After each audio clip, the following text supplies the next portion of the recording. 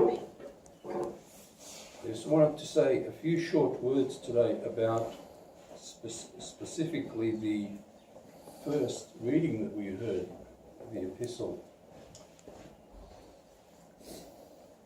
Obviously, it was written many centuries ago, but if you were to rewrite it in today's language, what St. Paul is saying there is that those who believe, those who become true followers of Christ, will have to face abuse and mockery from others who are not so. And indeed, I think that you all know, just from your own lives, especially today, that those who confess that they are Christians, that they believe in something of the other world, are often put into that category. And there are times, and have been times, and still are times, when people like that have been incarcerated, killed, martyred, murdered, all sorts of terrible things done to them. Why? If somebody believes that there is God and that God does good things, why is that a pretext for them to be subjected to such sort of things?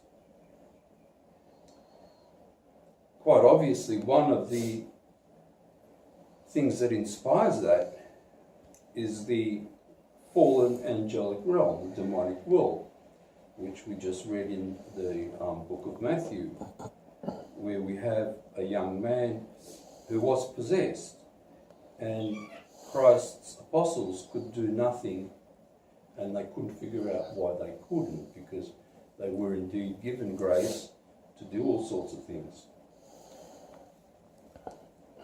And he said to them that it's on account of your faith and on account of the fact that you don't fast and pray as you should, that you could not perform this deed. But that even with a small amount of faith as small as a mustard seed, which is indeed a very small seed, you can tell a mountain to move and it will move. And we know from the writings of the Holy Fathers, I think from St. Mark, one of the ascetics, that did indeed happen once, or twice, or how many times.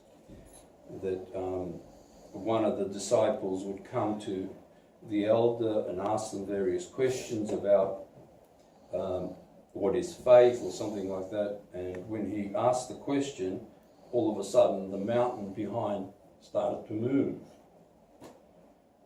And there's the answer.